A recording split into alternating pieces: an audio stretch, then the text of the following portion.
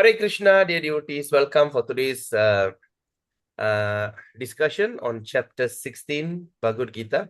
So currently we are doing this ongoing seminar, summary study of Bhagavad Gita, every chapter. It's already the 16th day, and we are going to cover chapter 16 on the topic of divine and demonic nature. Today is 21st December 2025, Sunday. So we gathered here. I'm so grateful to see every one of you. So Mangala Rukmani Mataji, Purna Rukmani Mataji, Vaishnava Kripa Prabhu, Nagarajan Chalaya, Roja Malar, Gunasegaran, Divya, Kalamani Rajan, Charalakshmi Mataji, Vrinda Priya, Uma Devi, Amurtha, Mataji, Sharmila Gunasegaran, Mataji Kirtana, Ramachandran Aplanaidu, Kesavan, Param Ampang, Rajendran, and Nanda Devi Mataji, and Jai Sri Ganesh. Yes. So I'm so grateful to each and every one of you for coming for the class with full of enthusiasm. Your enthusiasm make me very excited. Like the day I think someone was telling, I think Divya, she was telling, I'm always looking forward for the next day, 6 p.m., 7 p.m. Always looking forward. So similarly, I'm also looking forward when the 7 p.m. going to come. But of course, day after tomorrow is going to be Alama. Monday, Tuesday, done. Then Wednesday, we're going to have a Samilan, or in other words, it's called a graduation ceremony.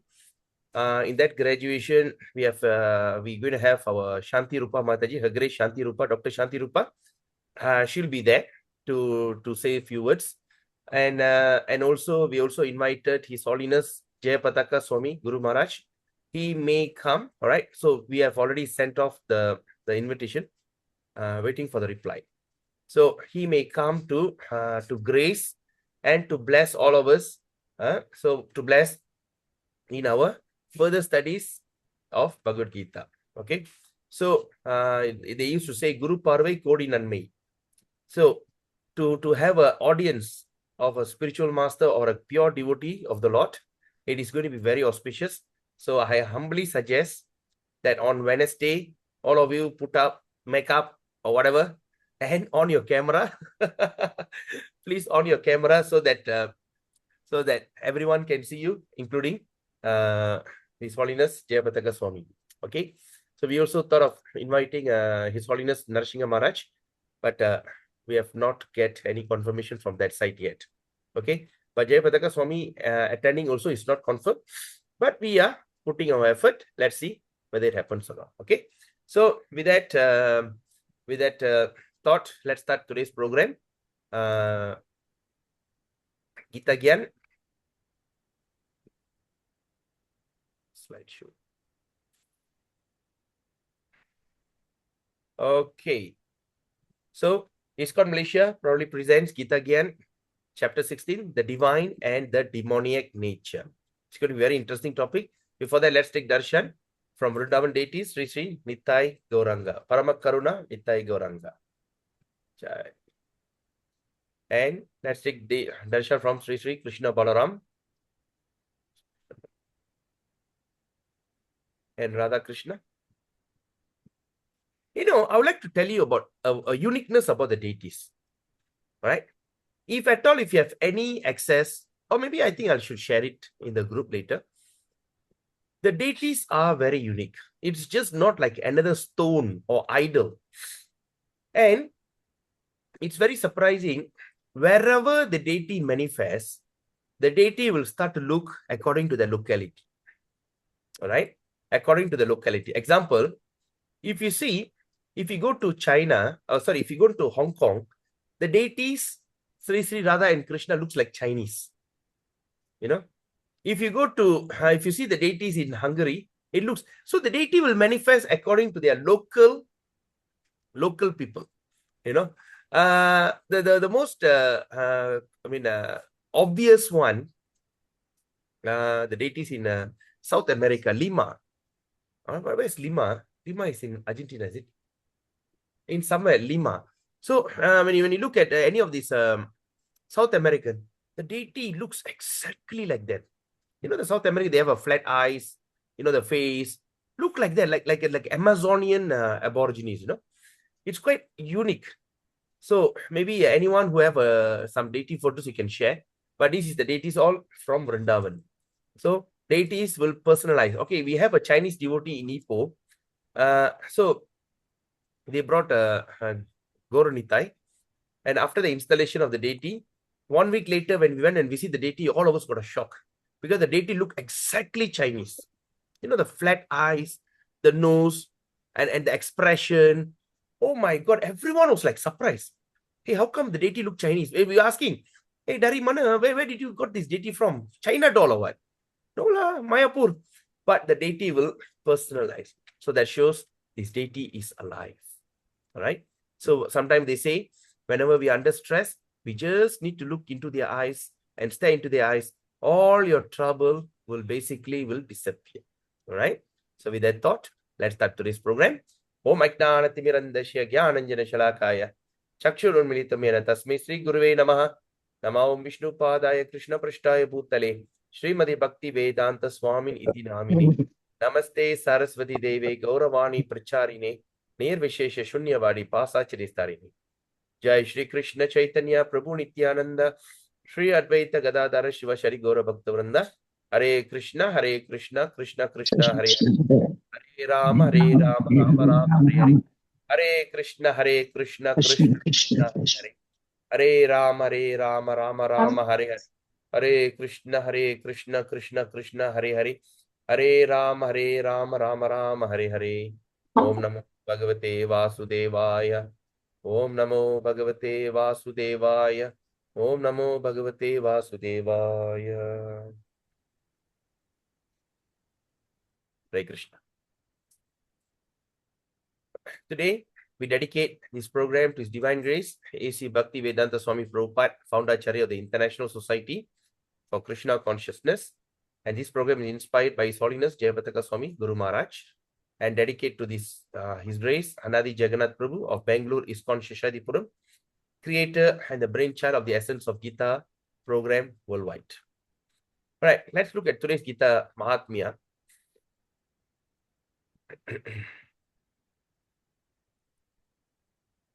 Okay, so what he says, Gita Padam Cha Shravanam Ya Karoti Dine Dine Krattavo Vajimedaya sacrifice Krittastena sa dakshanaha. Right? So what it says here, okay? Gita Padam Cha Shravanam Ya Karoti Dine Dine Krittavo Vajimedaya Krittastena sa dakshanaha. So it's mentioned here, the great sacrifice, okay, such as Ashwamedha. Right? What is Ashwamedha sacrifice? Ashwamedha sacrifice is a kind of sacrifice which is performed in previous yuga. Right? It's not for Kali Yuga. All right? So what they do, what is Ashwamedha sacrifice means? Please listen to this very attentively. Sometimes people out there, they may ask you, there is a sacrifice in Vedic literature, you know, like killing the cow or killing the horse. So what does that mean? All right? So this Ashwamedha sacrifice means it's a sacrifice performed by an emperor. What is emperor means? First there is a king, right? Then there is a in our Indian this thing we say first is Raja, all right. Then second we call Maharaja, and third we call Chakravarti. Emperor means Chakravarti. So Chakravarti means what? He is the sole king for a big piece of land, right? He's an emperor. He's like emperor of the world. So under him, there is many Maharajas who rule few countries. And Raja rule one country. Okay, he's the ruler of one country. Just like in Malaysia, we have the thing called Sultan, or they call as Raja. Every state there is one Sultan, right? But among the Sultan, the one who rules all the Sultan is Agung. Agung. Agung means Maharaja, right? But like that, if there's a few countries ruled by someone, it's known as Chakravarti. Chakravarti, or they called it as emperor. Okay, now, so this Ashwamedha Yagya is performed to re-establish the emperorship. I hope you all are following me on this. What happened? The great sacrifice. So they will get one challenge horse. The horse, which is very powerful, the best among all horses. They get that horse and they let go the horse. They just let it go. The horse will be running and all the soldiers from behind will be following. So when the horse enter into any country, the king of that country have two choice. Once they come, accept them as friendship, as alliance, and submit and acknowledge the king is going to be emperor.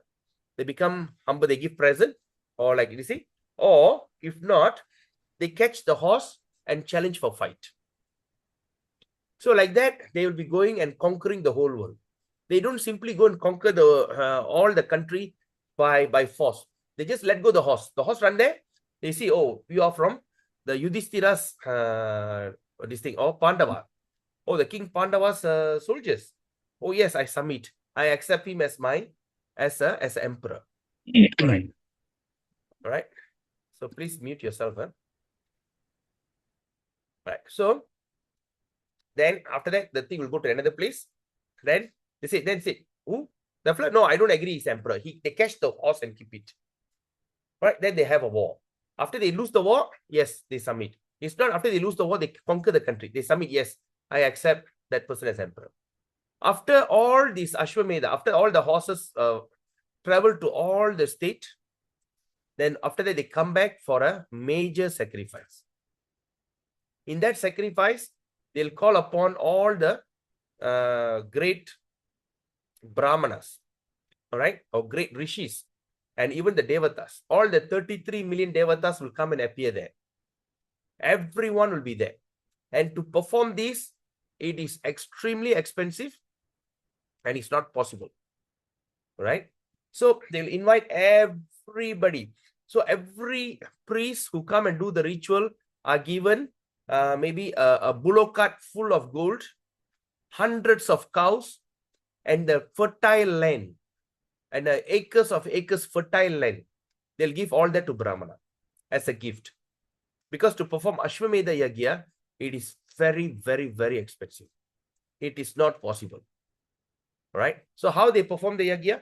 The queen, the empress, will slaughter that horse in 3 strokes. She'll take the knife, 3 strokes. 1, 2, 3, the head will sever. Then after that, they take the meat and offer to the fire, Yagya. And upon the thing touches, the spark touches the meat of the horse, immediately the horse will be liberated and it will take a human form of life in the Brahmana distinct. So it doesn't need to go for the transmigration. After the horse, it has to be born as a cow. Then after the cow, then come to the human form. So it doesn't, so it straight away jump. Okay. So that's the thing.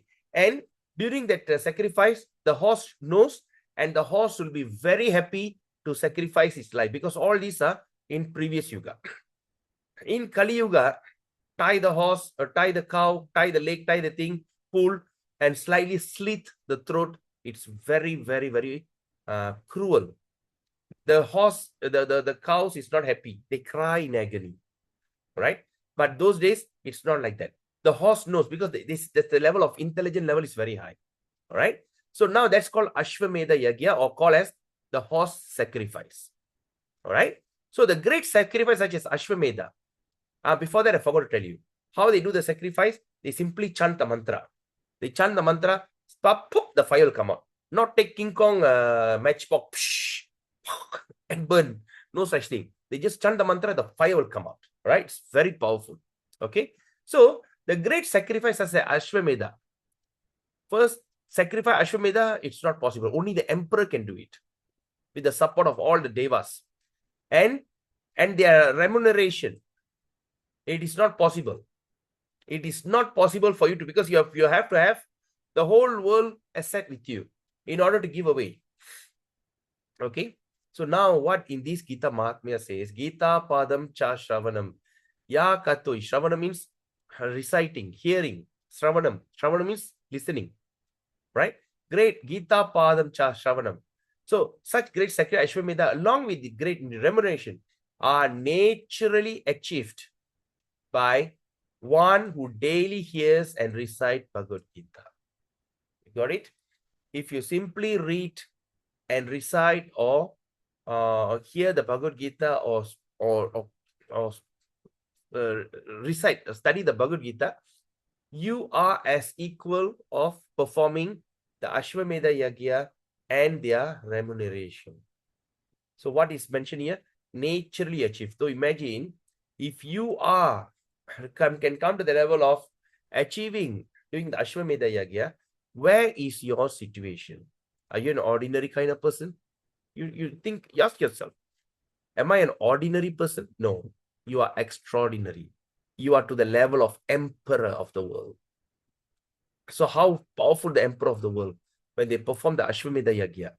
It's not a joke, but this simply achieved when the person who daily hears and recites Bhagavad Gita. Okay, that's all. We are keep hammering on this point, the Mahatmya, because you are not sitting on an ordinary book. You are simply sitting on a literary incarnation of Krishna. Because Krishna spoke the entire summary of the Shastra in this Bhagavad Gita. Right? So now let's look at this. Okay, I think this is the one yesterday we saw. Please, sorry, I cannot speak loudly because I'm having a sore throat. So when Sanatan Goswami asked Sri Chaitanya Mahaprabhu, right, about the Swarupa of every living being. Okay, before that, I want to ask you, do you all remember what is Swarupa? What is Swarupa? We discussed that before. Can anyone tell me what is Swarupa means? Come on. Someone?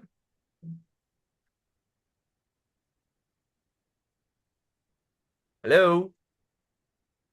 Forgot already? Vaishnava Kripa Prabhu, I thought I see you. You unmute. Eternal duty. No. Swarupa Prabhu. Eternal duty is Sanatana. Your original, you're supposed to, you're born to serve. No. Swarupa is what? Servant. Constitution. Swarupa is your original body, original self. Right? Swarupa. Remember in the introduction we studied Swarupa Siddhi. I mean to identify what is that our constitutional, our original position. All right. So now what happened? Sanatan Goswami asked Chaitanya Mahaprabhu about the Swarupa of every living being. What is that Swarupa? All right. That means Swarupa means we have our specific service, our specific distinct. But now he's asking about every living being means what? He's asking in the term of general Swarupa. Everyone have it. As a human, we all got 2 eyes, 2 ears, 1 nose, 1 mouth. Standard. Right? Standard. 2 hands, 2 legs. But when he goes specifically, yeah, this fellow got attitude problem. This fellow is a very good attitude pride. This guy is a crazy guy. This guy is a saintly guy. When he goes specifically. But the original surface, how the human looks like. So now he's asking about Swarupa of every living being. Okay, every living being. So the Lord replied. All right, the Lord replied, what is the standard Swarupa? That Swarupa or the constitutional position of the living being is to rendering of service to the personality of Godhead. That's it. Right? The Swarupa or the standard constitutional position of every living entity is to render service to the Supreme Personality of Godhead. Okay? Now, if we analyze the statement of Chaitanya Mahaprabhu, right, we can easily see that every living being is constantly engaged in rendering service to another living being, right? So when you really look at it, you really want to study this thing, so we understand that every living being are somehow or other engaging himself in serving others, right? A line leader, what they call, the operator serves the line leader serves the supervisor serves the manager serves the general manager serves the board of director, the board of directors serves that CEO, the CEO serves the chairman, and the chairman serves the president, and the president go back home and serves the wife and children. So somehow or other we are in serving mode. There's nothing that we can remain as a master. So we understand, if you really look at it, my dear Prabhus and mothers, am I a master? No, we are never a master. But we can claim ourselves a so-called master. So when we claim ourselves as master, we are actually hallucinating. Because master means the one who only takes service but don't serve others. Right? Even when you look at the king or the king of England or the Agong or the Sultan, they still serve the people. Right? They don't simply sit there and accept the gift, accept the service, but they also serve back to the nation, serve back to the people. Right? So the service is the constitutional position. A living being serves other living being in various capacity. And by doing so, the living being enjoys life, right? We are working so hard, we make the money, we go back home and give to our wife and children, seeing the children happy, it gives us pleasure, right? I work so hard so that I can buy a car for my daughter. I work so hard so I can buy an iPhone for my son. When they take the iPhone, when they jump in jubilant, we'll be very happy. So that's how the living entity enjoys life. When you serve others, when they are happy. So the lower animals serve human beings as servants and serve their master. Right? Even the lower animals like cows and horse, all serving human beings, like cats and dogs. Right? They are all serving the human being. Okay. Now, A serves B, B serves C, and C serves D, and so on. So under these circumstances, we can see that one friend serves another friend. The mother serves the son. The wife serves the husband. And the husband serves the wife, and on. If we go on searching in this spirit, it will be seen that there is no exception in the society of living being or to the activity of service. There's no exception. The politician presents his manifesto, right? Every time when what they call, when the election comes, they present a manifesto. So for the public to convince them of his capacity to serve, then the voters therefore give their politician their valuable votes, thinking that he will render valuable service to the society. The shopkeeper serves the customer, and the artisan serves the capitalist. The capitalist serves the family, and the family serves the state in terms of eternal capacity of eternal living being. In this way, we can see that no living being is exempt from rendering service to other living beings.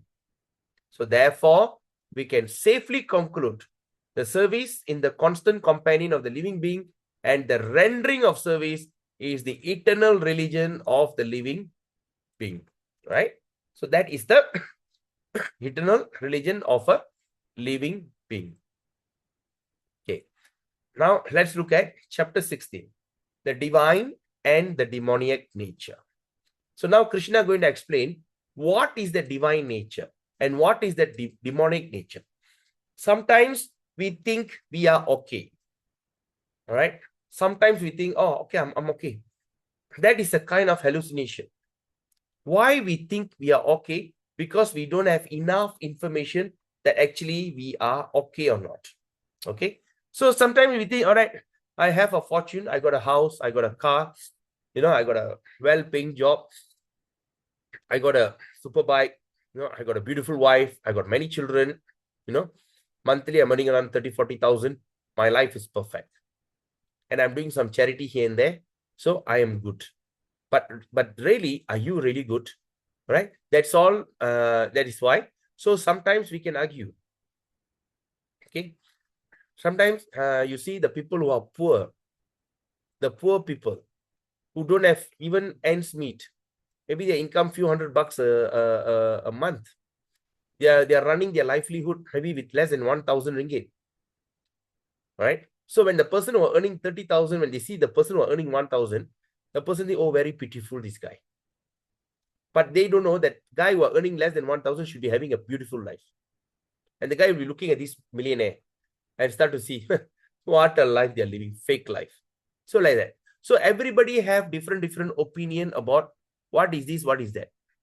So now the question is, what is Krishna's opinion, the Supreme Personality's opinion about what is demoniac and what is divine. All right. So that's the thing we're going to study now. Sorry to interrupt. So serving simply means being in love on your dutiful choice. No, we haven't gone into that. We are not going into that dutiful chores or kind of following SOP in daily life. No, we have not gone into that. What I'm saying is, just now the purport is mentioned. Everybody is serving others, whether we like it or not. Whether we can be the king or we can be the pauper or we can be anything. We are naturally serving others, right? You go out, you serve others. Suddenly you see, you go to the supermarket, right? Suddenly one guy will be waiting for a trolley. You just take out the trolley and give it to him. Now you take the trolley. They say, oh, thank you so much. You are serving him. So serving people is the natural tendency of human being. That's what I meant. Abhi, you got it? So we are not going into that complicated SOP and this thing. So we are just saying serving is a standard capacity of human being. Okay, good. Right, now let's look at what is Krishna's opinion about demon and demoniac. All right, demoniac and divine. Okay, quoting from chapter 16, text 1 to 3. Shri Bhagavan Vacha Abhayang Sattva Shangshuddhir Jnana Yoga Vyavastitihi Dhanang Damascha Yagnascha Swadhyayastapa Arjavam Ahimsa Satyam Akrodas Tyaga Shantir Apaishunam Daya Bhute Svalulutvang Mardavam Hrir Achaparam Teja Shamadritir Shaucham Adroha Nati Manita Bhavanti Sampadang Daivim Abhijatasya Bharata. What Krishna is saying here. Okay. He says, the Supreme Personality of Godhead says, all right, he says, number one, fearlessness. Okay. Abhayam. Abhayam means fearless. Bhayam means fear. When you put A, it's opposite meaning. Abhayam, fearlessness. Sattva, purification of one's existence. What is it? Sattva guna, amount of goodness, right? Shangshuddhir, cultivation of spiritual knowledge. All right. Charity. Okay. Yagna. Self-control. Performance of sacrifice. Study of the Vedas. Okay. Study of the Vedas. Austerity. Austerity means what? Like you're taking a vow. Okay, I want to like fasting on Ekadasi is austerity. Right? Chanting, waking up early in the morning to chant Hare Krishna is the austerity. All right. Then simplicity. Simple living, higher thinking. Non-violence. Truthfulness. Freedom from anger. Right? Freedom from anger. Renunciation. Tyaga. Tyagam. Okay. Tranquility. Aversion to fault finding. You do not find fault on anyone. Okay. We are always trying to find fault on someone. That's a natural tendency. But what kind of fault do we find? We only can identify someone's fault when we have that fault. Right? When we have that fault, that's the fault we identify in someone. Okay? When I have got say, if I drive a Mercedes, I can identify, even there's so many cars people are driving out there, but when someone drives Mercedes, my eyes are attracted because I got that car and I'm attracted to someone who having that car. So fault finding is very dangerous. But at the same time, when you look at it in a very positive way, fault finding is something that for you to identify, hey, because sometimes we are thinking that we don't have that problem. Whenever I can find someone who have that fault, we should understand that you have that fault. So you have to rectify it. Okay, anyway, we discuss as we go on. So aversion to fault finding, you do not find any fault. Compassion for all living entities. All right. Freedom from covetousness. Gentleness. Modesty. Steady determination. Why Prabhu, go? Yep. what is Confucius? Yeah, I'm coming to that. All right. So, where was I? All right. So, modesty, steady determination, vigor. Vigor means strength, forgiveness, fortitude, cleanliness. All right. We have to bathe at least 3 times a day. But if you cannot, at least twice a day. Freedom from envy and from the passion for honor. They don't know envy. At the same time, you do not have passion for honor. When you do something, you don't expect anyone to recognize you. So these are Krishna called as transcendental qualities. O son of Bharata, belong to godly men endowed with divine nature. Okay. So that's the thing. So this is the qualities of this thing, like covetousness. Okay. The covetousness meaning what? Intense, excessive desire.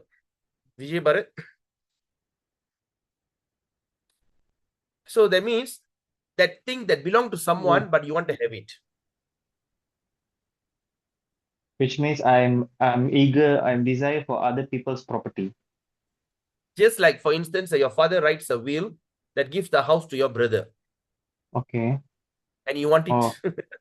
So you go all out to get it. Oh, okay. Take this thing, you make what they call, you go and put up what do you call it? The legal battle. Sue him, say that my father was crazy, he didn't write the will properly, you know. All right, that's covetousness. So all these things are, all right, freedom from all these things are called the divine nature. Okay, so we understand. So I went so slow, right? I hope you get through. Okay, we just need to understand this concept only. Okay, now let's look at the next one. Right, so I'm giving you this thing. So what are the qualities that a person should have according to the ashram? Ashram means what? Ashram means our this thing. So varna and ashram. Varna means caste. Ashram means this thing. So varna and ashram is actually the natural sociology according to that Vedic system. When you look at this Vedic system, the sociology in terms of the general population, they are divided into 4. First, they call them as Brahmana. Brahmana means the educated ones, the one who teaches and cultivate others. Right? So the Brahmanas are usually very weak, meek, and they don't have that kind of strength to protect themselves and everything. All right? So these are the Brahmanas. And second is Kshatriya. Kshatriya means what? Soldiers, warriors. Right? Warriors. So these warriors means what? They are very brave, and they don't mind. They're always looking forward for a war. When the war declares, they give them excitement. Okay, war. Kshatriyas. Number 3 is Vaishyas. Vaishyas means the mercantile people. Now one involved in cultivating land, protecting the cow, make sure that everything is enough for the country. Mercantile, they travel outside, they bring in some richness, money, and they also sometimes go out and spread their culture and religion around the world because they have always traveled. Vaishyas. And the last is Shudra. Shudra means what? Shudra means the one who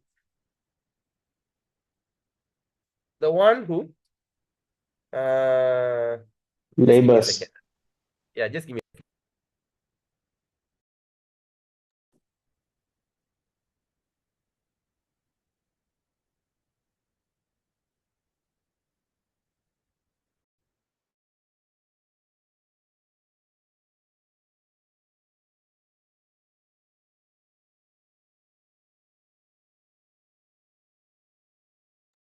So the last one we call it as the Shudra.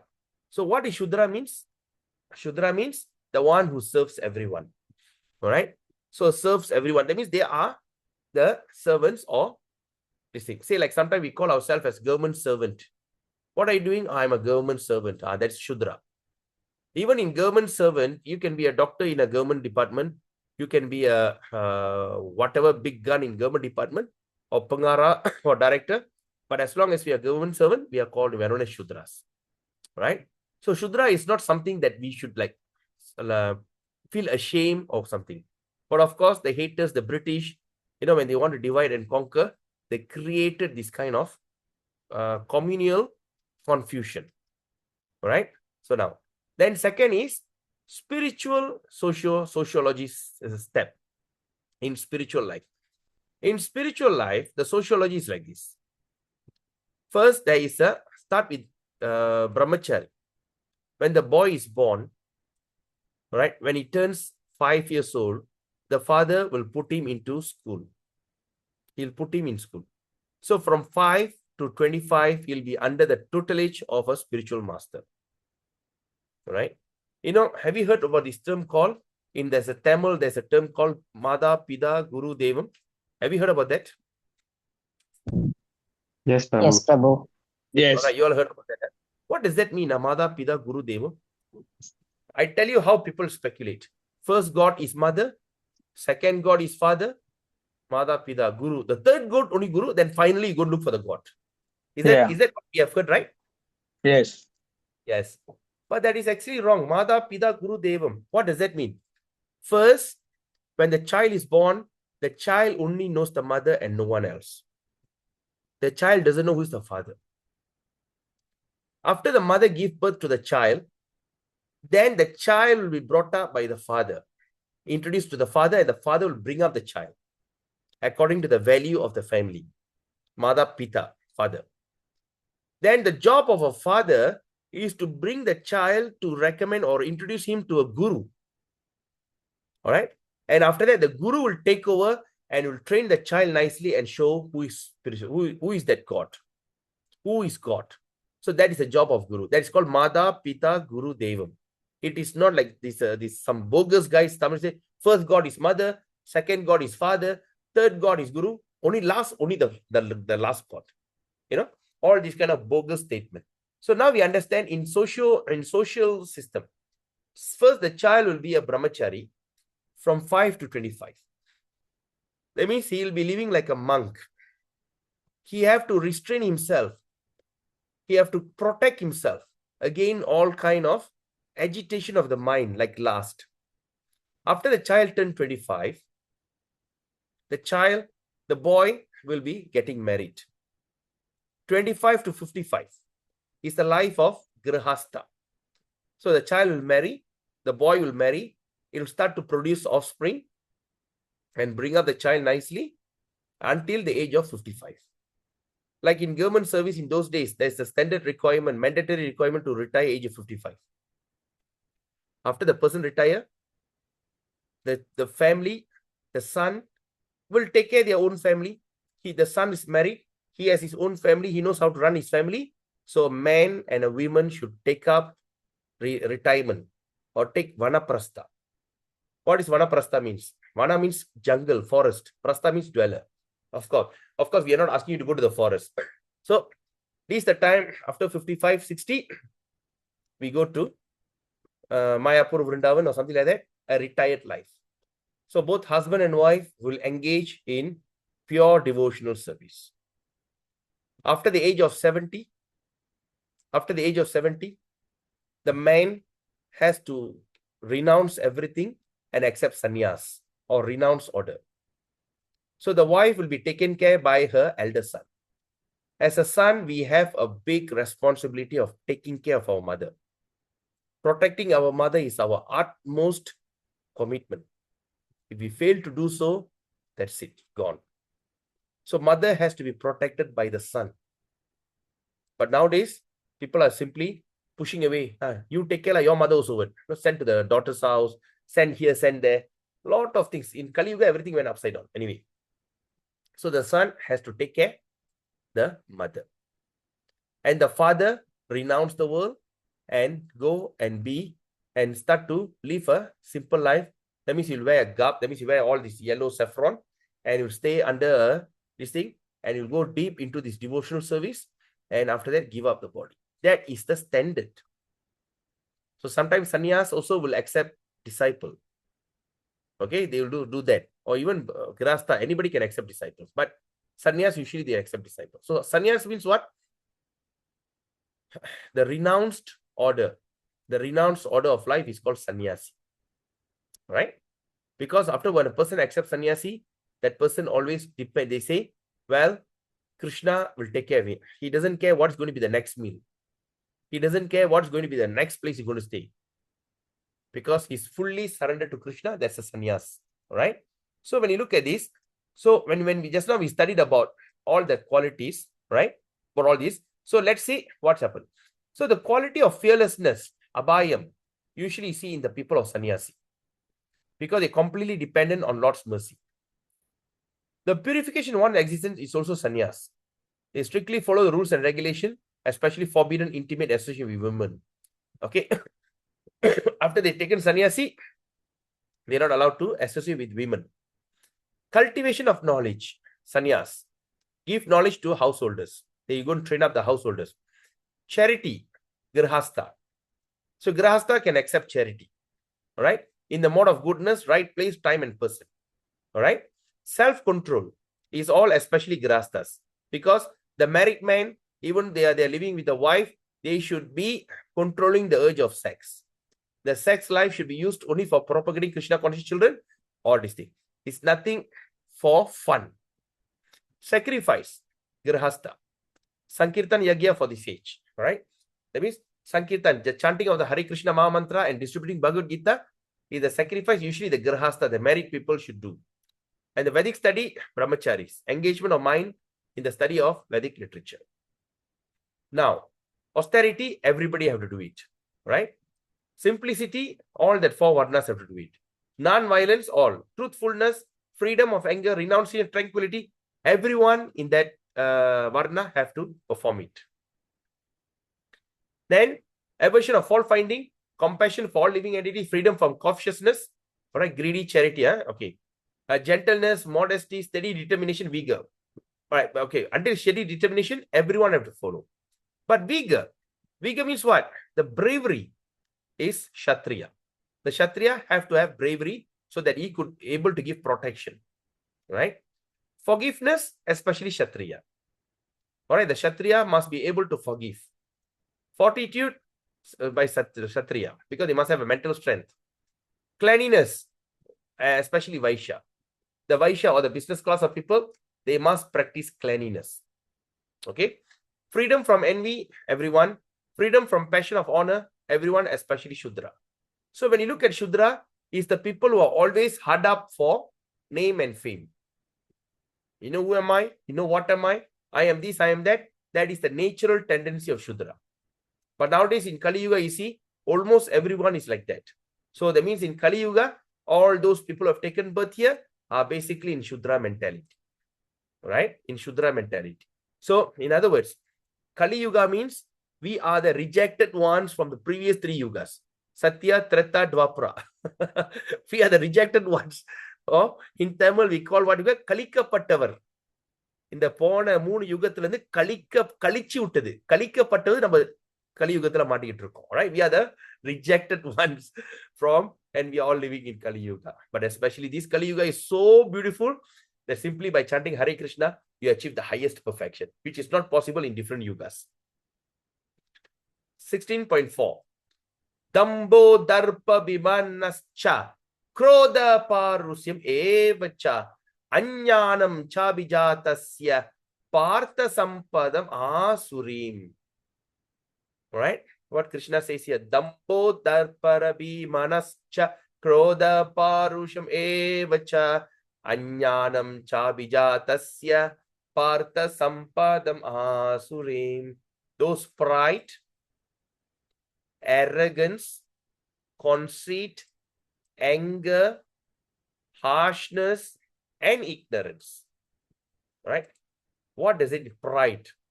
Being very prideful, very happy. My children are very successful. Right? I have seen people, oh, my daughter is a doctor. My son is a businessman.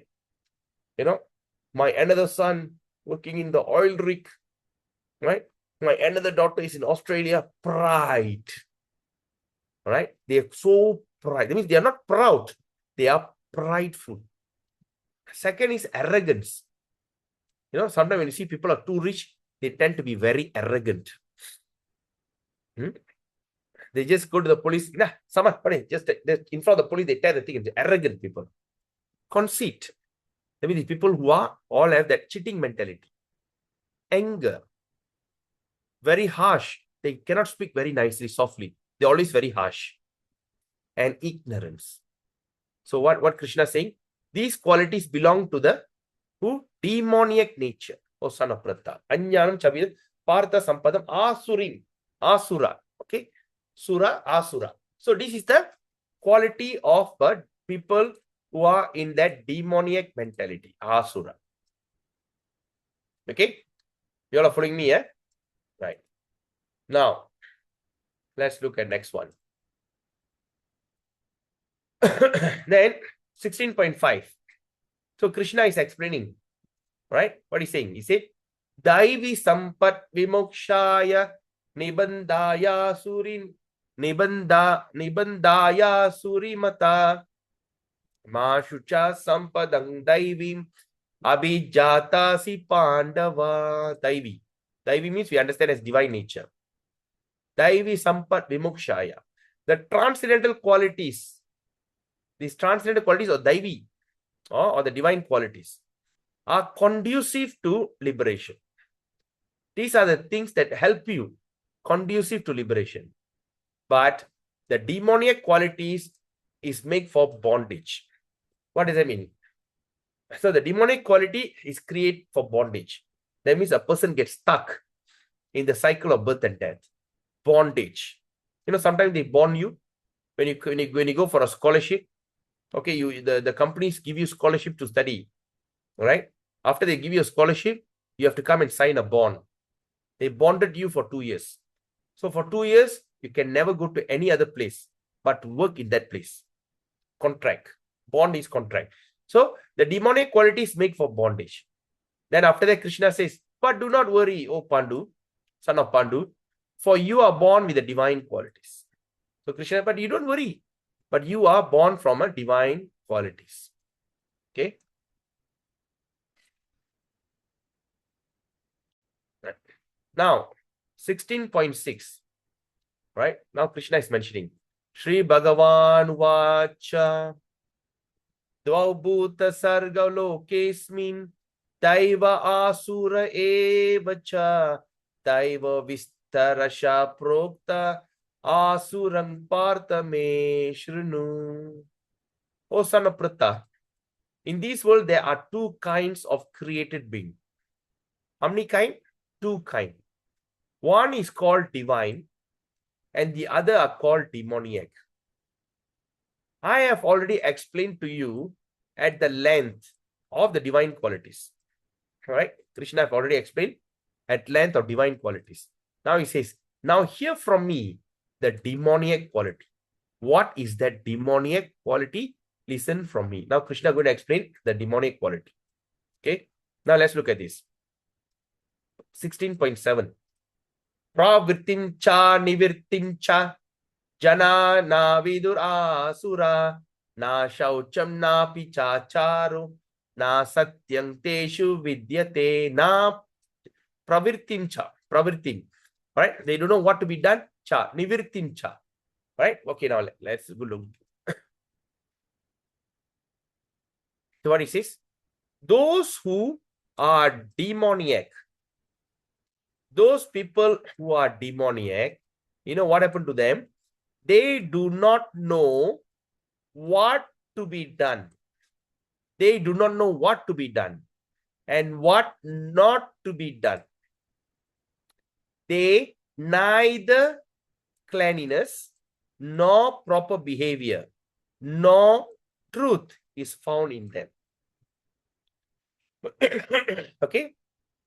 Now, those who are demoniac, they do not know what to be done and what not to be done. They don't know. They're not clean. They don't properly bathe. There's no cleanliness in them. And they don't have proper behavior. And sometimes there's no truth found in them. All right, now I just want to give a word of warning. After this, we're going to go into detail about demonic nature. While we are studying this, you may think, I remember that flow like that. Oh, yeah, that flow. Oh, now I understand it's demon. Oh, yeah. We start to quote people. Are you all following me on that? Did any one of you just thought about it now? Since we say neither cleanliness, no proper behavior. Did anyone just thought about it? Yeah, I remember that flow. Vijay Bharat. Yeah. You thought Yes, about someone, right? Yeah, I got many people. Okay. Okay. It's okay. I Now, thought about myself. oh, Param Prabhu's talk about it. Okay, great. All right, Yeah, now I'm one let of them. warning. Okay, now it's okay. Let me give you warning. When we are going into the studies, do not think of anyone. Do not quote of anyone. Especially do not think of any devotees with these qualities. This is the most terrible thought that you can have. If you have that thought, you are yourself in that demoniac nature. Are you all following me on this? Put a thumbs up if you understand what I'm saying. Yes, Right? Prabhu. It's the aparat also, Prabhu. Terrible aparat. Yes. But we are not asking not to think about this thing, but also, okay, great. Many people thumbs up. All right, great.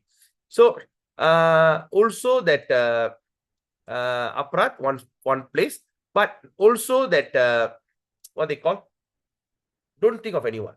Okay. So this is the word of warning. So what you should think now? Okay. Think, yes, Krishna Kumari Mataji. You want to say something? It was an accident. Accident in raising your hand? Yeah. Oh, okay. No problem. All right. I was referring to myself too. Okay, it doesn't matter whether you're referring to someone or referring to who, it doesn't matter.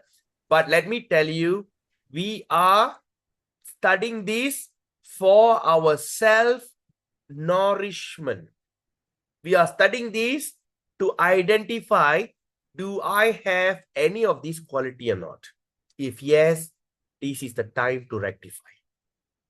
If you couldn't able to rectify the demoniac nature in your heart, you have to take a demoniac form in your future birth. You got it? Doesn't matter who have that quality. Harshness or madness, arrogance, doesn't matter at all. Let Krishna decide their life. We are not trying to be hero here, thinking, oh, that fellow got, oh yeah, that fellow, no, that rascal got attitude problem. Now I understand. Then go and tell someone, you know what? That Padita Tarna, really arrogant fellow, you know. See, now I understand from Bhagavad Gita. Yes, see, it's confirmed. Lah.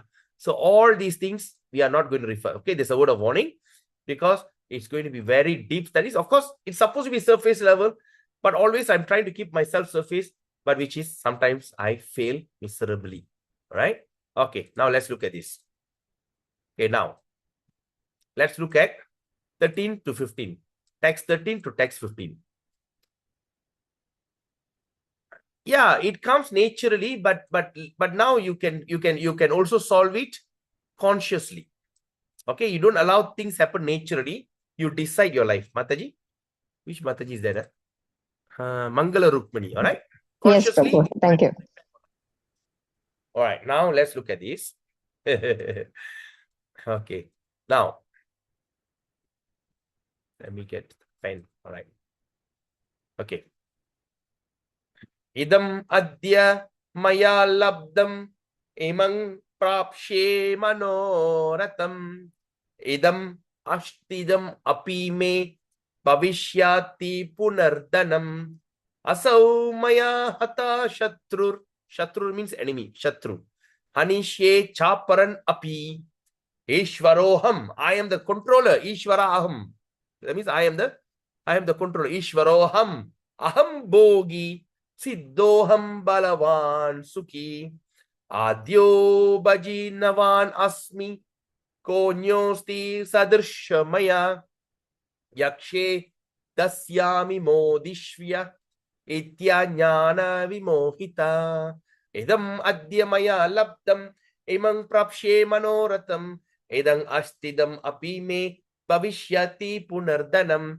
Asau maya hata shatrur hanishe chaparanapi.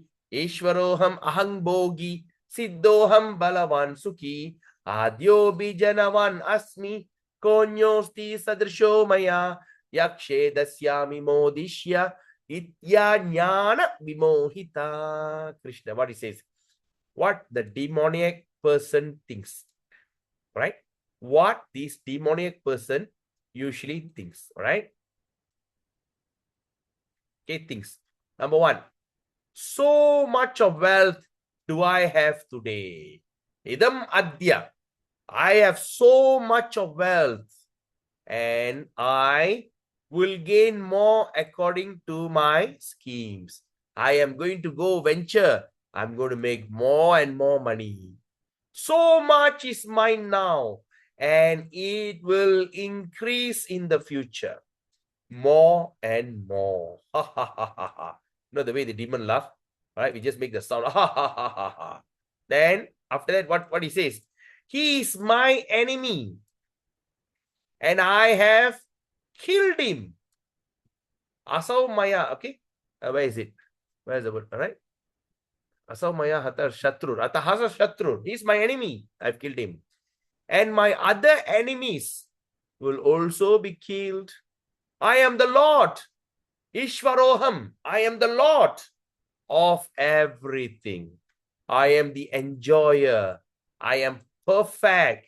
I'm powerful and I'm happy. I am the richest man, surrounded by aristocrat relatives. There is none so powerful and happy as I am. I shall perform sacrifice. I shall give some charity, and thus I shall rejoice. In such way, this way, such person are deluded in ignorance. You got it? Now let's look at one by one. So the wealthy man thinks I have so much of wealth. I got so much of wealth, and not enough. I will gain some more according to my effort, my plan. You know, my business strategy, right? So much is mine. I got so much of money, and it will increase in the future. It keep going up more and more. He's my enemy, and I have to kill him. Like what does that mean? Right? In those days, of course, you won't kill your enemy. But nowadays, in capitalists, what do? You kill their business. We are talking about monopoly. It's very, very common in business world. I'm not sure whether you have experienced that or not, but I was one of the person who done that before, right? So in business world, what we do, we try to bring something and we try to monopolize, right? He's my enemy and I have to kill him, right? And my other enemies make sure also be killed. That means what? I will come, I'll create a business, you know, sometimes I'll break the price, you know, I break the price so low that whoever it is, they cannot compete with me. So what happened? They have to close down the shop. They wind up, they go bankrupt because they cannot fight with me. So that's one way, all right? He's my enemy. So that means my business, I bring the monopoly and I've cut the price to half and I kill all the small traders around me. This is a capitalist world, you know? Nowadays, when they start to build up all that, what they call, mall, and now got the Speed Mart 99 all over every place, right? Every taman they have one, you know. Then after that they have all these kind of things is killing all the other small traders. It is capitalist. I am happy and everything I'm killed. So now I am the Lord of everything. I am the enjoyer. I'm perfect, powerful, and happy. I am the richest man. You know the kind of feeling. I am the richest man. And surrounded by aristocrat family. Now, I want you to think about it. Have any one of you actually experienced that? Sometimes, when we want to introduce ourselves, we would like to introduce ourselves based on, oh, okay, I'm so and so. And my uncle is the one, the richest man in the world. You know, I'm related to this jewelry shop business. Oh, really? Yeah. That Fleur and my father were related cousin. We always like to show that. Have you all done that before? Have you heard about that before? I heard from many people, Prabhu. Sorry? Yes. I've heard this from Yes, many Prabhu. people. Many people. Have you said that before, Mataji? No, I know, Prabhu. I don't do that. All right. I mean, before that, so you won't do that. No, Prabhu. I don't recognize others with me. I don't do that. Oh, okay, good. Purnam Rupini, Mataji? Radhe iPhone. Have you done that before? Yes. Hello? All right. So, it is very common because sometimes when people come to me, I've got one of my cousins who are very rich, the richest in my clan, the richest. And he happens to be my first cousin. Right? So whenever I go, people say, oh, you are, they see from the dimple, we got a dimple, right? That's a standard dimple with all our family members. I say, oh, dimple, oh, are you related? Yeah, related. So sometimes when I go to this India, went to this, what they call this place called, the southern part of India, where they go and take bath. What place is that? That's one place, right? The Rameshwaram. There, every clan have one place to rest or to change and everything. So when there, and they said, so are you from this caste? I say, yes. Because I need a place, right? I just simply went there and said, oh, okay. So you are, then I told who I'm related to. Immediately a red carpet. Immediately they take care of you nicely. So these kind of things, glorifying oneself based on this kind of boastful kind of character, boastful. Yeah, that is my first cousin. How come? My grandfather and her grandmother are siblings. Oh, that means for the man, the Thai Maman is my grandfather. Wow, very close related. Then they say, oh, you look at the dimple. That's the thing they started. So this kind of surrounded by aristocrat, they call a show off. Okay, there's no one so powerful as happy as I am. I shall perform sacrifice. I will do big sacrifice, big puja. I call, okay, now I go to this temple, I do a big puja. Right? Then call everybody. Okay? I think the deities is not more opulent, but these fellows will be very, so much opulent. With all that pattu, vesti, jippa, and the lady will be wearing all the jewelry that she can find in the market. Right? So, and I shall give some charity, little charity. By doing that, I shall rejoice. So these are the people who are demonic nature and by ignorance. So again, let me tell you, we are studying this so that we do not do this mistake. And sometimes if it happens to be, immediately we can check and balance. We are not doing it, right? Okay, now.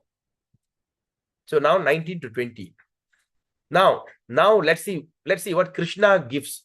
Now see what Krishna says about this. Tan ahang dvishata kruran shangshareshu naradaman shipamya jashram ashuban ashurish eva yonishu ashurim yonim apanna mudda janmani mam aprapyaiva kaunteya tato yantya damangati. What Krishna says, wow, very scary. He says, right? What he says? Those who are envious and mischievous, who are lowest among men. You understand? If you have that attitude, you have to rectify it. Who are the people who are envious and mischievous, like putting a charm on all these envious, mischievous? These are the lowest among men. You can be a great person, dressed up very nicely. If a person have that attitude, Bhagavad Gita says that person is the lowest among men. So what Krishna says, he gives a very stern warning. He said, I perpetually cast them into the ocean of material existence. I throw them into the material existence. And into what? Into various demonic species of life. Can you see all these species? All these people? These are all demonic species of life. I will cast them. What is cast means? I will put them, solradhu vera. Okay, I just put them there. I cast them means I throw them away. Cast that stone. Pam, throw. So I catch all this flour. I throw them with anger into that. So when Krishna throw them, cast them means, where will you end up? You will end up at the lowest point of species. The most abominable kind of species. Because this attitude is so intolerable. That's the attitude of being that. What is the attitude that's very intolerable? Envy. Envious. So according to the Shastra says, if a person is become very envious, the next birth will be born as a snake. The envy is the most dangerous character. All right? Matsarya. Right? That is the thing. So if you think you have envy in your heart, time to rectify it. You cannot rectify it, pray to Bhagavad Gita. Pray to Srila Prabhupada. My dear Prabhupada, my dear Bhagavad Gita, my dear Krishna, I have that envy so powerful. First of all, we have to identify, do you have that or not? Yes, then immediately go and repent. Right? This is a very dangerous attitude. So now, then attaining repeated birth among the species of demoniac life. Then after they cast that person into that demoniac life, okay, then such person can never approach me, Krishna says. Can never. Asurim yonim apanna. Muddha janmani. Birth after birth, the person is a fool. Muddha. Mam apraiva kaunteya. Tato yanti adamangatim. They can never approach me. But then, what he said, gradually, slowly but surely, they will sink down into the most abominable type of existence. If you just look around, what is the most abominable kind of creation? Maybe in our eyes, we see a stool, or a dog stool, or the cat stool, or in any human stool, somebody just throw some stools, they shit around. And in the stool, you see some worms, or you see some kind of fly, a kind of greeny fly, like to sit on the stool. Or you have seen a pig that eats the stool. Yum, yum, yummy, hot and spicy. No? So that is, we can think in our idea, that can be the most abominable. But what we have not seen is something that is beyond. Krishna gave a stern warning that I gradually I'll sink them down. They will sink down to the most abominable type of existence. So after that, for them to recover and to come out, it's going to take many, many Brahma. Then Krishna says in 21, what did he say? He says, right? Three vidam. That means three types, three attitude. Naraga shadyedam. Naraga shedam. That can take a person to hell. Dvaram nashanam. Right? Let's look at the translation. Right? 1621.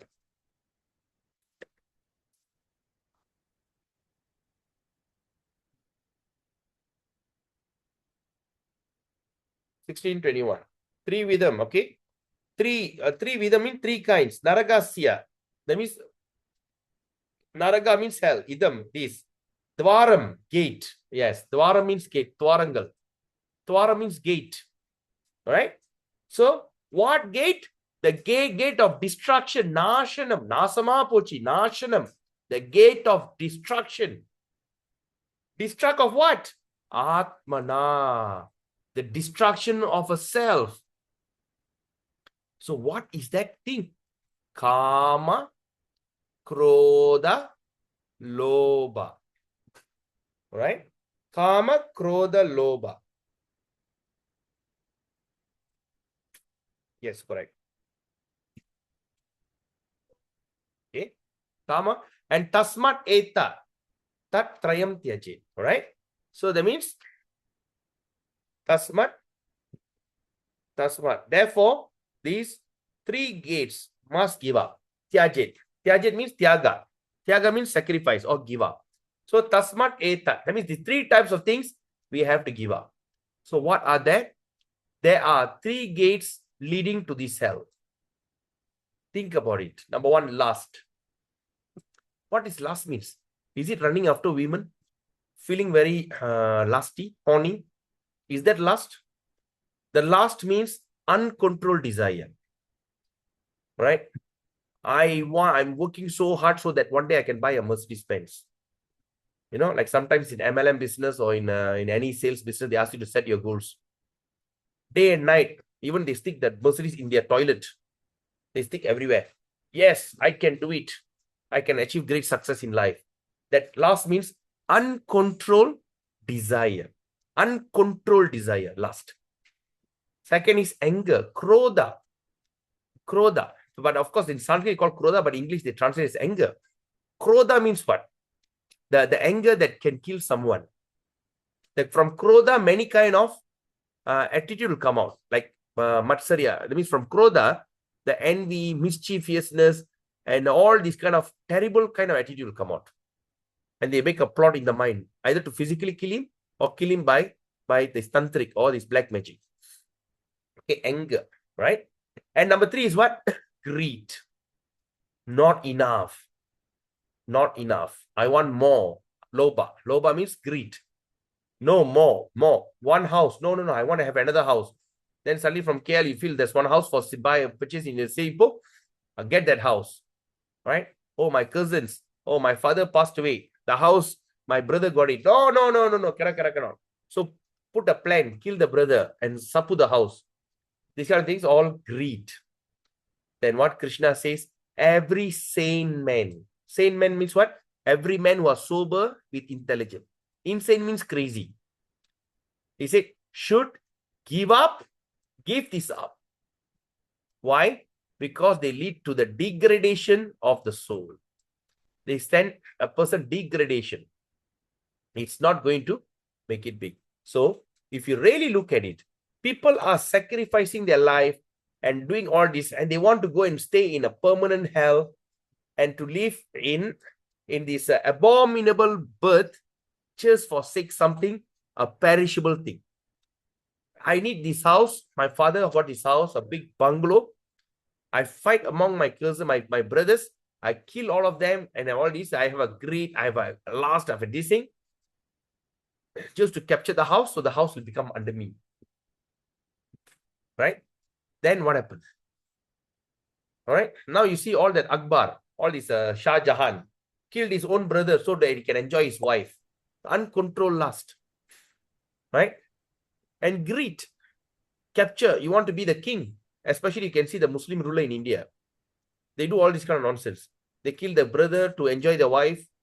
You know, they do all this kind of nonsense. So for what? So that they can rule the kingdom. How long can you rule the kingdom? Right?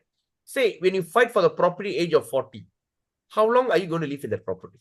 Maybe another 20 years, 30 years. And within 20, 30 years, there'll be a lot of headache. Right? People will come, the other part will try to some or other attack you. You have to put CCTV. You'll be living in great anxiety. Right? So people are exchanging their life with perishable goods. One day the property will be gone. Right? If there's any massive earthquake, or maybe there's one big tree, coconut tree fall and the house destroyed, or when there's a big fire happens, the house is destroyed. The house can be destroyed by any means. But is it worth it that we are exchanging our entire life for sake of this perishable thing? Is it worth it or not?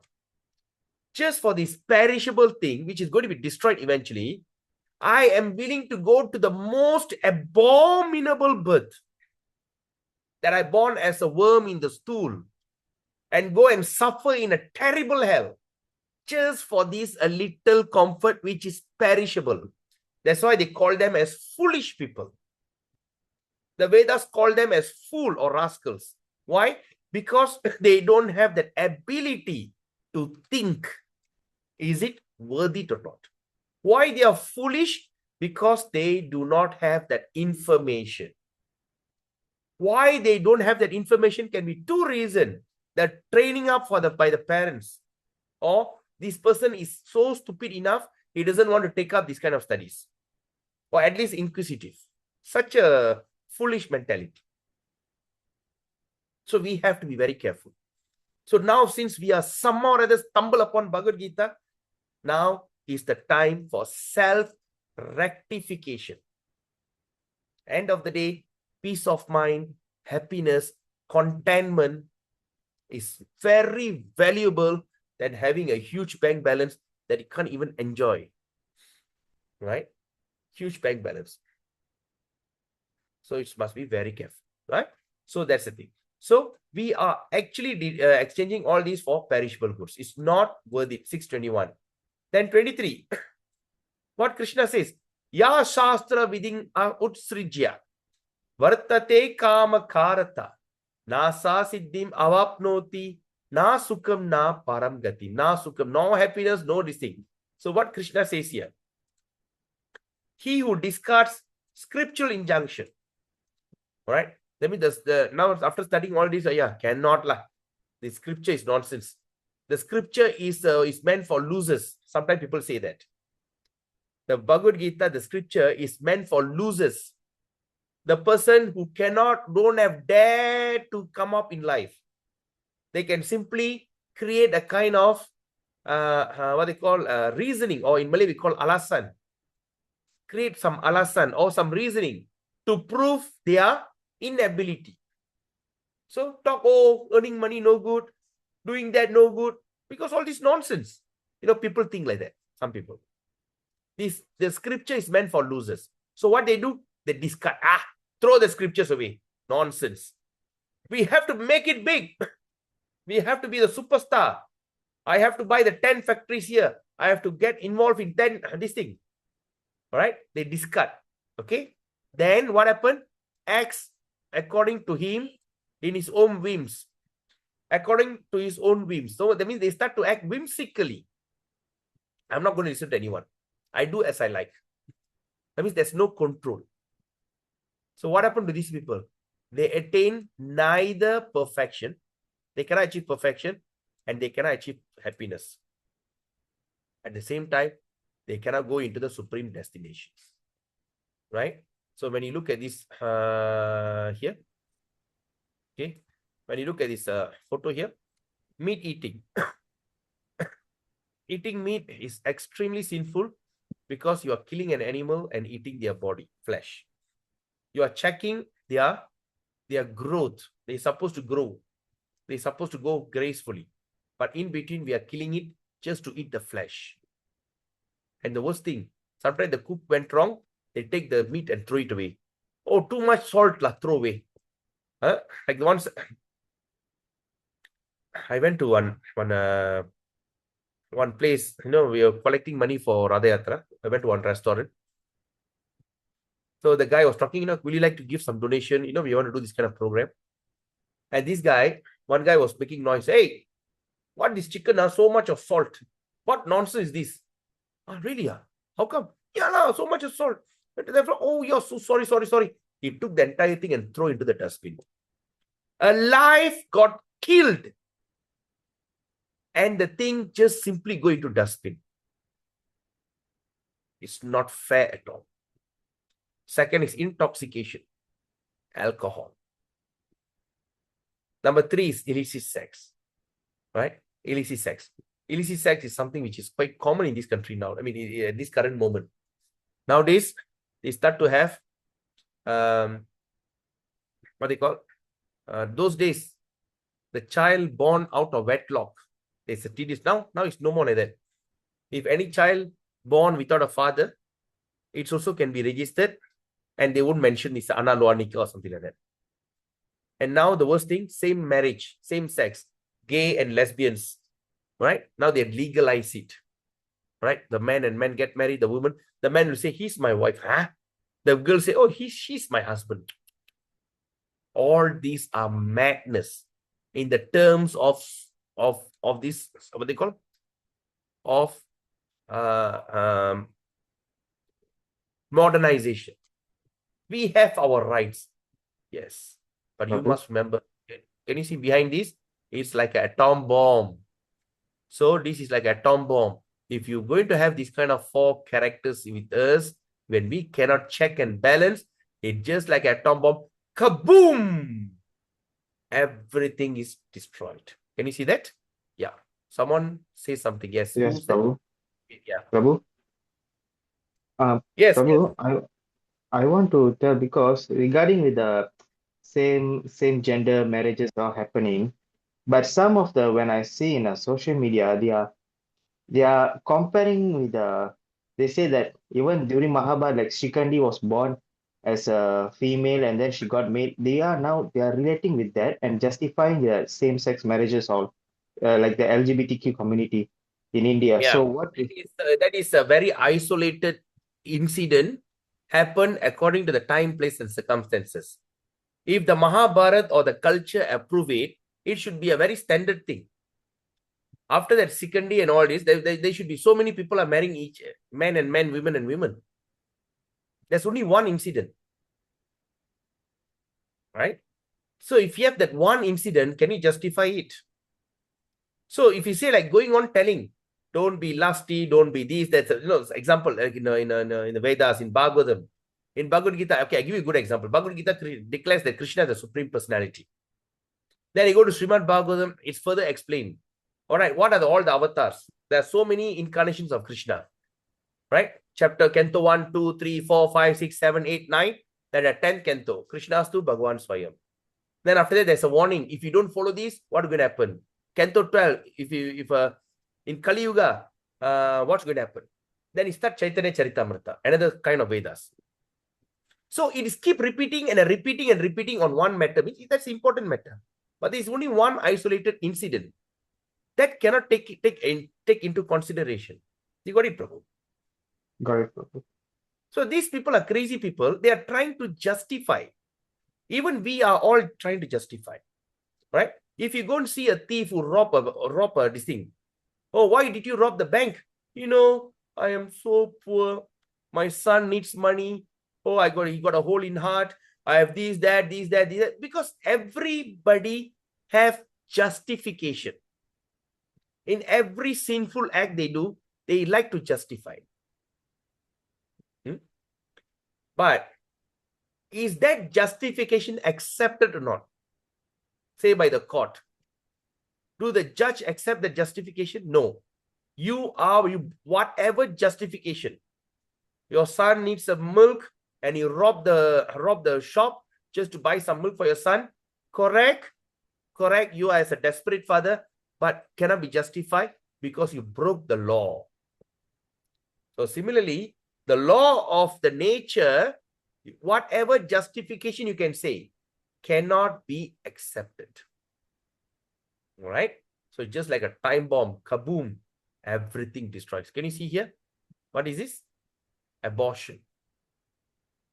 Very common. Very common. Yeah. Abortion. Yeah. But now it's okay. Say like before this, we might have done it. We might have done abortion. We should have had illicit sex. We should have gone into gambling, meat eating. Doesn't matter. Now let's move on. That's why early itself Krishna gave that assurance. When you're going to take up Bhagavad Gita, you're going to take up this knowledge. It's just like a boat. Even how sinful you are, it's a boat that you can cross the ocean of misery. Even how sinful you are, it's okay. But we also understand this habit is very strong with us. We cannot just simply whimsically give up. But we understand, yes, what I'm doing is sin. Pray to Krishna, pray to Bhagavad Gita, pray to Srila Prabhupada, my dear Prabhupada, my dear Bhagavad Gita, please release me. Right? At one moment, you'll be surprised. I am telling you based on my own experience. Right? I'm not a saint at all. Even though I became a devotee at age of 15, but in between, I became very, very inquisitive. Why this? Why that? Why this? At one moment of life, I became a drunkard. I drink every day. Every single day I drink. For a few years, not a day that I don't drink. 365 days a day, a month. When I was having the business, my God, always drunk when I come back home. Peace drunk. But what happened? I understand. Oh, my dear Krishna, I am doing such a great offer. I go to the temple, I serve the temple, come back, booze. I pray to Krishna. I'm giving you my own testimony and I'm not ashamed to tell you all this because I'm so grateful Krishna took me away from this. Like some people, they say, they don't want to tell what's their background. I'm very open. I'm a bankrupt. I'm a drunkard. Doesn't matter. So, but what happened? At one moment of time, I pray to Krishna. When I drink, because I'm becoming so helpless, the habit, habit. But Yeah. this is something I'm writing down here, not for you to justify. I'm just giving an example, right? H, A, B, I, T. What this habit means, right? First, you remove the H, a beat. You remove A, beat. You remove B, eat. Once you're stuck with one habit, it's very hard for you to come out of it, right? It's not easy to come out of it. But pray to the Lord. At one moment, out of nowhere, suddenly I got up and I just received. And after that, I just went on with my life, do my seva, do my business, talk and everything. We just went on. Suddenly one more, I said, hey, I realized I did not drink after 3 days. And ever since then, Krishna just took away that memory of alcohol from my mind. Right? My family members, all my cousins, all big time, because we are from that family, Chettiar family, all drunkards, all drink. I mean, I shouldn't generalize, but in my family, all business people, drinking is part of the culture. But everything, pop, took it away, just like pluck away. So when you get your higher taste, the mundane taste will go away. So, how am I supposed to do it? Doesn't matter. Don't fake yourself. Don't fake yourself. Oh, from tomorrow, I'll be a vegetarian. From tomorrow itself, I'm going to stop drinking. Don't fake it. Just carry on with whatever things you have. Add Krishna in your life. Add Bhagavad Gita in your life. Add chanting in your life. Just pray to your Bhagavad Gita. Hold that Bhagavad Gita wherever you go. Gita, please tell me what I should do now. Hold it. Krishna will whisper to you. Krishna will speak to you. At one moment, bam! All your habit just disappear. How did I do it? Nobody knows. But it will happen. All right? So this is something very important that we should. So it's like a time bomb now. Then in 24, Tasmat Chastrang Paramanante Karya Vyavastitau Nyatva Shastra Vidanoktam Karma Kartum Iharhasi. So then what Krishna says here? He says, now one should therefore. Now Krishna is giving an what they call instruction. What is saying? Okay, let me get this one. All right. He says, one should therefore understand. You should know. You should understand what is duty, and what is not duty. You must know what is duty and what is not duty by the regulation of the scripture.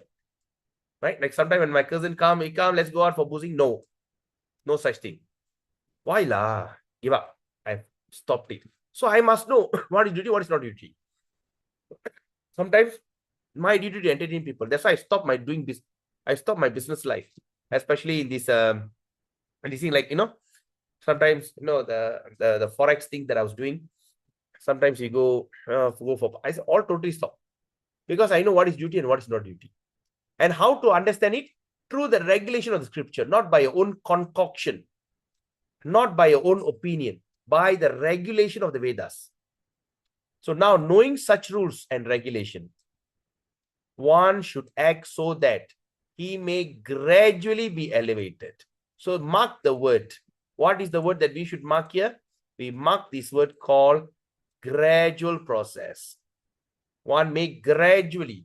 It is not you start today, tomorrow you take off.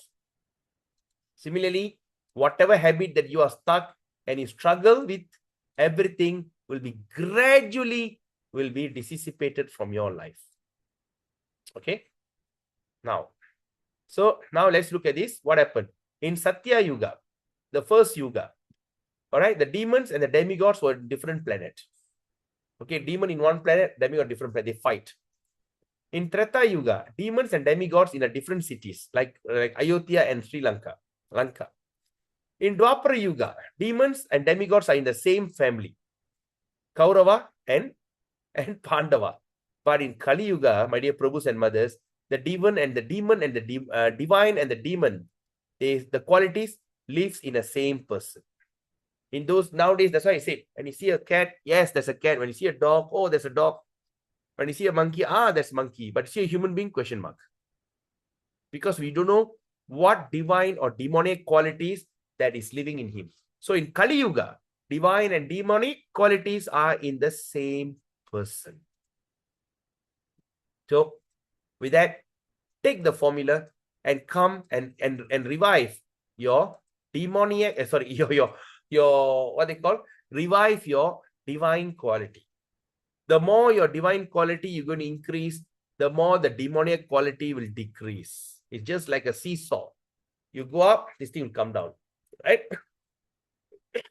So through the RDC formula, I have seen with hundreds of people I've trained, and through this Gita Gyan program, I have seen an astounding result.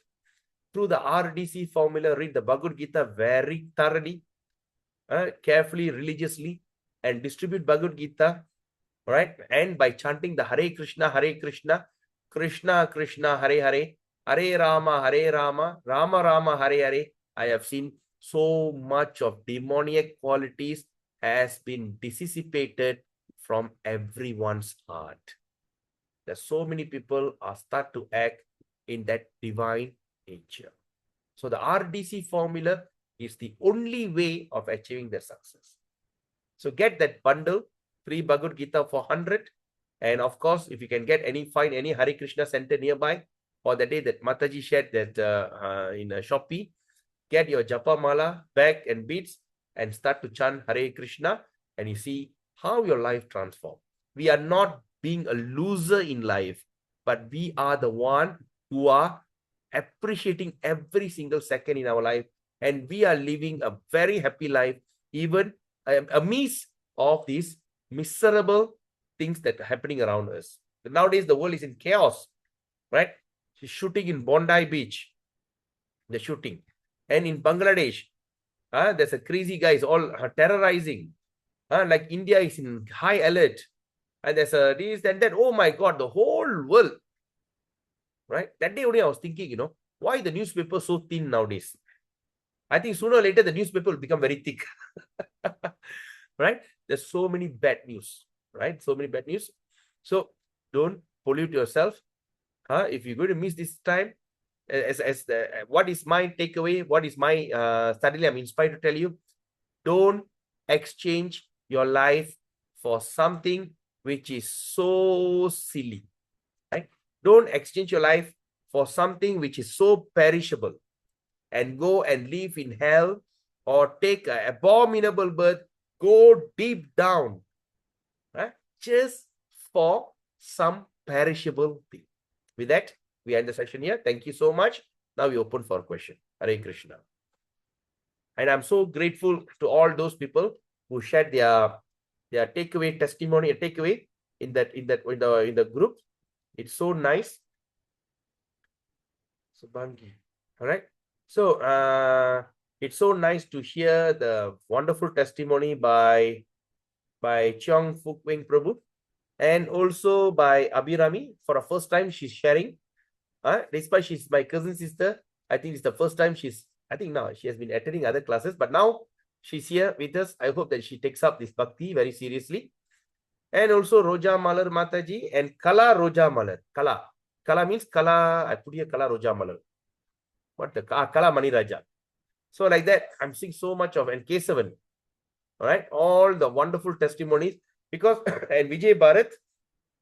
So like that, I hope I've mentioned everyone. But whatever it is, that's kind of things that when you share, right, you're not trying to prove or show off what you learned. You are trying to tell me whether my effort is worthwhile or not. But I believe this is the fantastic session and fantastic batch among all the batches that I've trained. Because some batches by one hour they'll run away. Some batch, if I speak quite heavy, they'll run away. But this batch is really fantastic. I could just able to go as deep or as it is. Even the classes sometimes overshoot by 2 hours. Okay, now it's 8:52. We are done with the class today, the 16th chapter. Please, let's open for question. I was referring to myself. It comes naturally. I thought, okay, no, I haven't come across. Hare Krishna Prabhu, how about the devotee who is envious? Okay, now as I said again, let's not talk about it, Jay Ganesh, right? We don't talk about it because whether they're going to go to hell or whether they're going to go to heaven, it's not in our jurisdiction to analyze or to do research. Let it be between he and his guru or his district. Some or other, if he gets some good fortune, Krishna will guide him or whatever. Okay, Jay Ganesh. So if you can come to that level of tolerance, right? I don't see any bad things in devotee. If anything happens also, I just think about my sadhan bhakti. How can I improve my japa? How can I improve my studies of Bhagavad Gita? That should be your ultimate goal in life. That's why the warning I gave it just now itself. Never ever compare or try to get this character to look at something else. We can also quote with Trump. Trump is a very envious guy, crazy guy. Why we don't want to say about it? Let it be.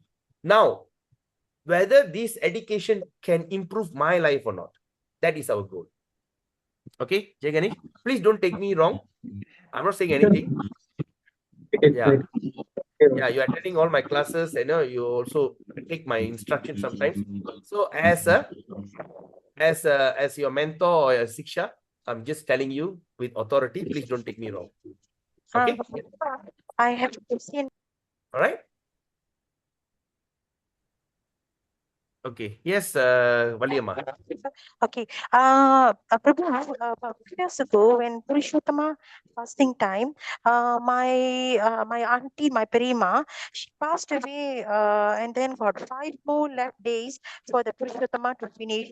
But still, I Okay. continued fasting. But my relatives told me, because they told me that she passed away, and then during this time you cannot fasting. But I still continue fasting for the Purushottama month, because still left 5 days, and I really not willing to stop. So is it wrong, Prabhu? Recently, my cousin brother in India passed away a few days ago. I think Abhi, I don't know whether he knows that or not. Maybe I'll update you, Abhi. Okay. My cousin brother, my Thai Maman's son in India, passed away a few days ago. And at the time, they told me, oh, since your own Thai Maman's son passed away, you should stop praying. But that time I was offering Boga to Krishna. No. I was giving class. Yes, I was speaking about this class. Well, birth and death, something we cannot avoid. But sometimes it's very typical. When someone dies, stop praying. When someone dies, stop praying. All right? So it's typical, but it doesn't matter. I've done that before.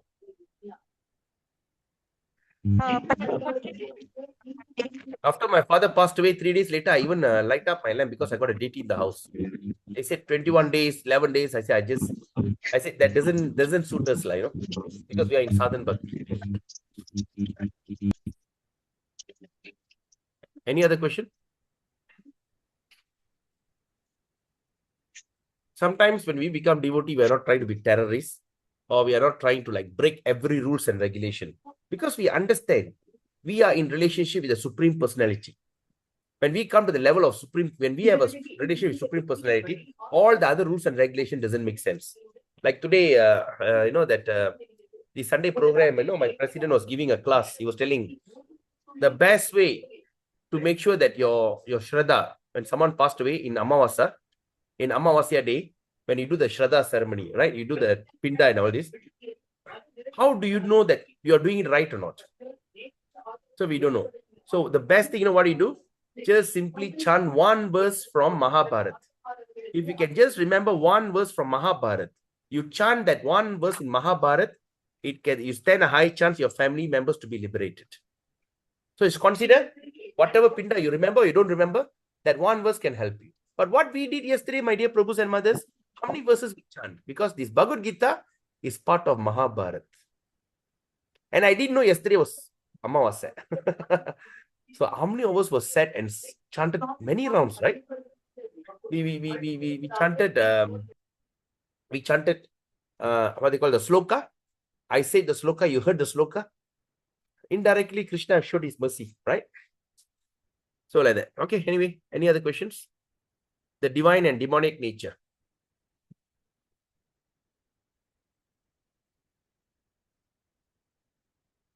Why suddenly all so quiet? No Prabhu. Yes. No, No.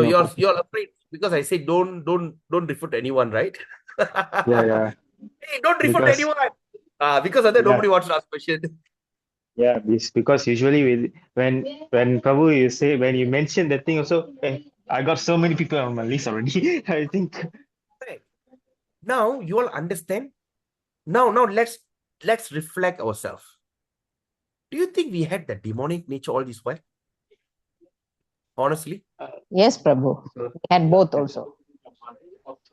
the demonic nature, because now itself you start to think about so many people name, right? Yeah. Now is the time that Krishna gives us the opportunity to rectify it. Right? So now you want to say about someone, but you don't want to say it. That means you are developing your divine nature. Check and balance your life. Right? Maybe after the program, I'm going to start this program called journaling and mind science program. So it's going to be, I'm going to teach how to check and balance your life on a daily basis. Right? So most likely I'm going to start that seminar starting next year. Right? This is a paid seminar. That means I'm going to charge a little amount, okay? But of course, I'm going to go in and teach. So I'm preparing the module, how we can rectify through journaling our character, okay? Right. Oh yeah, sure, no problem. I'll confirm all that. How long is the classes, Prabhu? Which one, Mataji? The one you're going to start the beginning of the year? It's going to be four module. 4 module weekend, Sunday evening, right? Uh-huh. 4 modules. So the 4 module is something that I have been, because I learned this from my mentor, Pran Govinda Prabhu from America, Alachua. And I tried it. I applied it in my morning class student, in a morning this for 1 year. And I start to see the result. And I think, okay, yes, this one works. Right? So I'm going to start that. So I'm going to prepare that and I'm going to start it from most likely January onwards. Right? Sometimes people use to charge for this kind of courses. Even someone want to become a organizer, putting a big fat fee. I say that's too much. I just want to teach in a very minimum, so that, as I said, non-over endeavoring, just sustainability with peace of mind. The cost that I'm going to teach, I can even charge few thousand. But here I'm going to charge extremely low, just to maintain sustainability.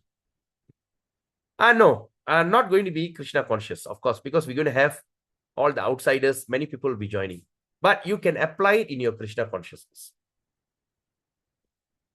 Okay? So you can also come and join my classes in the morning, if those who are homemaker, who are free in the morning. But the most important, please subscribe my video, because that class is also uploaded. If you miss that class, you can listen to the class, that Bhagavatam. Because now I'm going to finish the Nectar of Devotion for another 5 more chapters. Right? After the 5 more chapters done, after the thing done, then we're going to go into Srimad Bhagavatam. Yeah, I understand. That's why I'm sharing in the YouTube. So you can come with the flow. Come with the flow. Okay. So most likely Srimad Bhagavatam, I'm going to do the introduction, most likely end of this year or early next year. Just because introduction is such a long introduction. Then after that, take 1-2 months. I need to really rest my throat. Doing 3 classes a day, 6 hours, my God. So I will take a break. Any questions so far? Prabhu, Yes, the Mangalam. Bhagavatam class, you're going to have it every day, is it? Yes, exactly. For 2 hours or 1 hour? 2 hours. 9:15 to 11. 1 hour, 45 minutes. Oh, okay. Mhm. But of course, you won't feel bored. You know my style, right? Are you bored with my class? No, Prabhu. Very You alert. don't even yawn. Yawn kuda varadhu. That is why you're quite a little ego came out already lah. Oh my God. Huh? But Thank you, patience, Prabhu. because Mataji, I'm telling you, 1,000 verses Srimad Bhagavatam. Yeah. 18,000 verses. If you're going to read 1 verse a day, it's going to take you 54 years, 54 years to finish the entire Bhagavatam. And I know people who study Bhagavatam, they'll never go back to Bhagavatam anymore. So what I say, once and for all, go as deep as we can. Yeah. Yeah, correct. Better than reading alone. Yes, once and for all. Once and for all, let's do it. So, like for instance, it's like it's going to be like Bhakti Vaibhava and Bhakti. You know that degrees like Bhakti. You know they call Bhakti Shastri. Bhakti Bhakti Sastri, Shastri. Bhakti Vaibhava, and Bhakti. What is the third one? Bhakti Vedanta. So Bhakti Vaibhava and Bhakti Vedanta. Bhakti Vaibhava, the first 6 cantos. Bhakti Vedanta is the last 6 cantos of Srimad Bhagavatam. So what we're going to do, Bhakti Vaibhava and Bhakti Vedanta, all in all. But So it might take very long time to finish, right? I estimate 3 years. 3 years. Oh, 3 years. 5 okay, days, okay. 20 classes a month. 3 You're years. also doing this. You're also doing it in the YouTube also. Yeah, I will like this lah, share and post in YouTube lah. Oh, okay, okay, okay. But one thing, you must follow the flow. Yeah. After 5 days, you want to listen, you may lose. So, like that lah. So we go deep into the thing. I would like to join also, Prabhu. Yeah, definitely, Mataji. I love to have you there. So Thank you, Prabhu. because very simple, I'm a lazy guy. I don't like to study. So I like to study in a group. So while studying with you, I also benefit. So that's the idea. Okay. Right. So today we have done 16. Tomorrow is 17. Day after tomorrow is 18. But those who came late, let me tell you, on Wednesday, we may have a kind of graduation ceremony. I have asked Shanti Rupa Mataji to be the guest. And also we are asking, what they call? We are asking my, Srila Jayapataka Swami, Guru Maharaj, to come to grace the closing and to give darshan to everyone. So on that day, please put on your makeup or whatever, and please on your camera. At least Wednesday, I want to see all of you. Because for the past 16 days, I've never seen any of you other than Mangala Rukmini Mataji, Purna Rukmini Mataji. Then, of course, I know Charanlakshmi Mataji, others I know. But the rest, I don't know how you look. And so please on the camera so that we can see each other. At least that one day, right? So, of course, the sadhus will come. Also, will see. So it's going to be a very nice and closing and a fantastic way of closing up or winding up 2025 in a spiritual note. So there's no question. So we continue. Okay. Now there's a 3. Sorry, Prabhu. On that day, are we supposed to share anything that we have to do? Yes, that is the intention. If you like to give your testimony, how the class was, what are your takeaway, how you find the session, how you're inspired. Just make it a quick one. Just say 2-3 minutes, right? So what is your takeaway? Because the organizer of Gita Gyan worldwide also want to know, because they're going to promote this, because they want to encourage the whole world to take up Gita Gyan preaching method. Mataji? Mataji? All right, Prabhu. Yes, Prabhu. Yeah. So if you any word that you're going to use, every sentence that you're going to use, we are going to use it for the global preaching. Okay. Right? Global preaching. You're going to inspire someone. It's just like not you're showing off, but your word is going to inspire people out there. All right. Okay. Okay, thank you, Prabhu. Thank you. All right. So, Mangala Rukmini Mataji, you are Yes, finished? Prabhu. No, Prabhu. All right. Okay. All right. So with that, we end the session today. I'm so grateful to have all of you, such a wonderful people to come and join. We had a fantastic discussion. All right. I hope that one day we will meet, and we're going to meet you again tomorrow at Monday. Monday for chapter 17. It's going to be a fantastic chapter, and chapter 18 is going to be a long chapter. Okay. Anyway, so tomorrow is going to be chapter 17. Hope to see all of you at 7:15. Till then, have a beautiful day. Vancha Kalpatarubhyascha paritanam bhavanebhyo vaishnavyo namo namaha. Prabhupada ki Jai. Jai. Thank you, Thank you, Prabhu. Prabhu. Hare Krishna. Thank you. Hare Krishna. Hare Krishna. Thank you, Prabhu. Hare Krishna. Yes, Hari Bol. Oh, go Ranga.